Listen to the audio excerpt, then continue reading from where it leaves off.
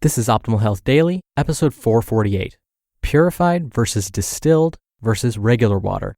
What's the difference? Part 1, by Jillian Kubala with Healthline.com. And I'm your host and narrator, Dr. Neil.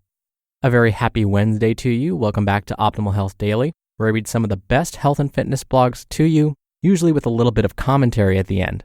Now, today's post is a bit on the longer side, so as usual, I'll read the first half today and then finish it up tomorrow. And I've got an inspirational quote for you today, so here we go. Quote, "He who has a why to live can bear almost any how." Friedrich Nietzsche. Oh, and before I get to today's post, don't forget, I answer your questions every Friday. You can send one in at oldpodcast.com. If you do, first, you make me very happy because I love answering your questions. And second, you'll be entered into small special raffles to win books from us. All right, that's it for now. Let's jump right in and start optimizing your life. Purified versus distilled versus regular water. What's the difference? Part 1, by Jillian Kubala with Healthline.com.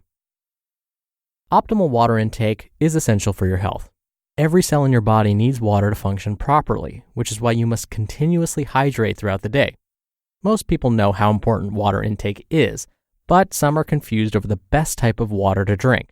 We're going to discuss the differences between purified, distilled, and regular water to find out which one is the best choice for hydration.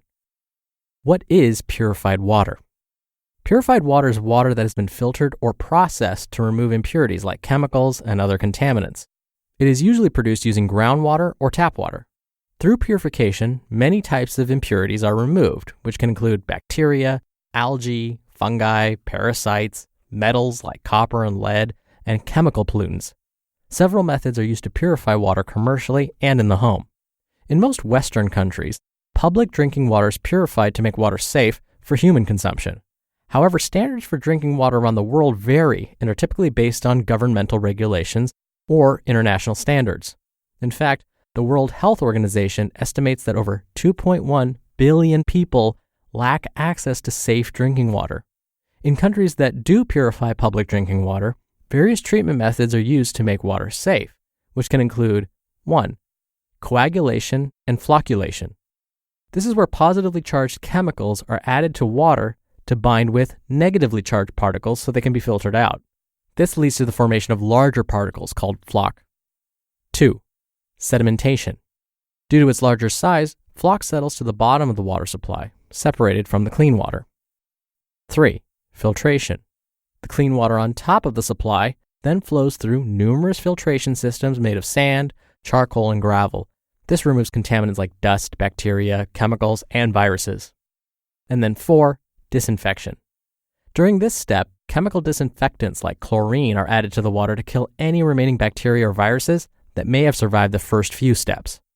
It's important to note that water may be treated differently depending on the area and quality of the local water. Summary. Purified water is water that has been processed to remove contaminants like dirt and chemicals. In many countries, tap water is purified to make it safe for human consumption. Health benefits of purified water. While tap water is safe to drink in many areas, it may still contain trace contaminants.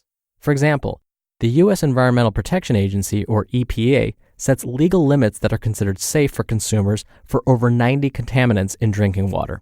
However, the Safe Water Drinking Act gives individual states the ability to regulate their own drinking water standards as long as they meet the EPA's minimum requirements for contaminants. This means that some states have more stringent drinking water regulations than others. Although measures are taken to ensure that public drinking water is safe for consumption, it can contain trace amounts of contaminants that could negatively impact health. For instance, the heavy metals lead and copper are extremely toxic to health. They can cause stomach distress and can lead to brain damage when ingested over time. These heavy metals have been known to leach into drinking water, even in countries where public water sources are closely regulated. By using in-home water filters or drinking purified bottled water, the drinking water undergoes another level of purification that can remove metals, chemicals, and other contaminants, depending on the type of purification system used. Water purification systems like charcoal filters remove chlorine, a common chemical added to the public water supply as a disinfectant. Several studies have linked chlorinated water to an increased risk of certain cancers, including colorectal cancer. Water purification can also remove unpleasant tastes associated with chemical treatments, organic matter, or metal plumbing, leaving you with fresh, pure-tasting drinking water. Summary. Water purification removes contaminants that may remain in drinking water and improves water quality and taste. Potential downfalls of purified water. While purified water has many health benefits, it also has potential drawbacks. For example, fluoride is a mineral that is added to public drinking water supplies in some countries to improve dental health and reduce dental decay. Although this practice has led to decreased tooth decay in children, especially in at-risk areas, some argue that fluoridated water is not worth the potential health risks associated with its use. Excessive fluoride levels can be toxic to both brain and nerve cells, and long-term exposure to high levels of fluoride has been linked to learning, memory, and cognitive deficits. However, experts argue that the level of fluoride found in drinking water is safe and beneficial in reducing tooth decay, especially in children who are only exposed to fluoride through drinking water.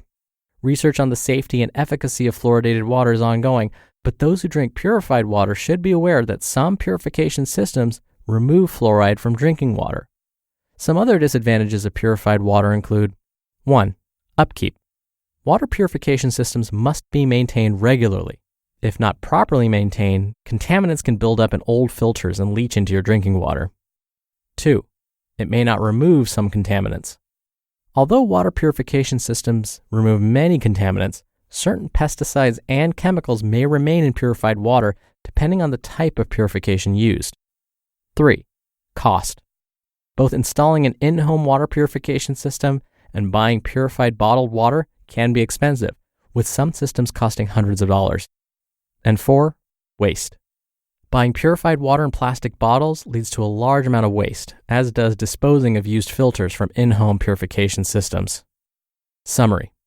Water purification may not remove all contaminants from drinking water, and certain purification systems can be costly and involve upkeep.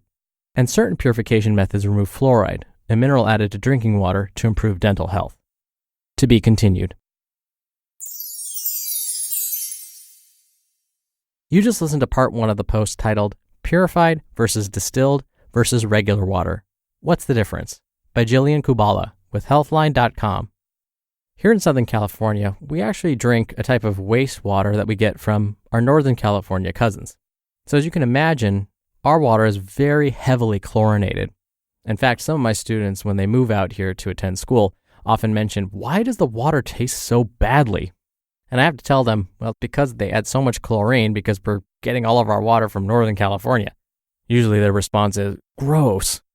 And so I often end up recommending they consider a water purification system. And as the article mentioned, there are so many out there, and some of them remove some heavy metals and some contaminants, but not all. From what I understand, the water purification system that typically removes most impurities, like heavy metals, fluoride, chlorine, is a reverse osmosis system. And that's one of those that actually needs to be installed by a licensed professional in your home, and sometimes they come with a monthly fee. Now, the other kind of scary thing that the article hasn't mentioned yet is that we're often finding medications in our water supply. So when people flush their medications down the toilet, or when they dump them in the sink, that gets into our groundwater, which then can get into our water supply. And so with a reverse osmosis system, the hope is that we're catching some of those medications as well. And I don't know about you, but I don't want to be taking someone else's antibiotics or birth control if I don't have to. Now, before I go, a quick reminder. Like I mentioned at the top of the show, I answer your questions right here on the podcast every Friday in special Q&A episodes. You can ask me anything related to diet and nutrition, stress management, exercise, and lots more. Just call and leave a message with your question. The phone number is 61 I love OHD. Or you can also send in an audio question through our website, oldpodcast.com. That's more friendly if you want to do multiple takes and hear yourself before sending it in. And by the way, if you send in a question, you make me happy, and you're entered into special raffles to win books every month from us. All right, that's enough out of me for today. I'll see you back here for tomorrow's show, where we'll finish up this post and where your optimal life awaits. Hello, Life Optimizer. This is Justin Malik, creator and producer of this show and Optimal Living Daily, the brother podcast of this one. Literally, I'm Dr. Neil's brother. If you like the format of this show, you'll love Optimal Living Daily too, where I also read to you from blogs but cover other topics like personal development, finance, and minimalism from bloggers like Derek Sivers, The Minimalists, Zen Habits, and many more. So for more amazing content read to you for free, come subscribe to Optimal Living Daily too, and together we'll optimize your life. You've been listening to Optimal Health Daily. Be sure to hit the subscribe button to stay up to date on each new episode, and head to oldpodcast.com. That's oldpodcast.com for a free gift, as well as more actionable tips and resources to help you maximize your potential. Thanks for joining us, and remember, your optimal life awaits.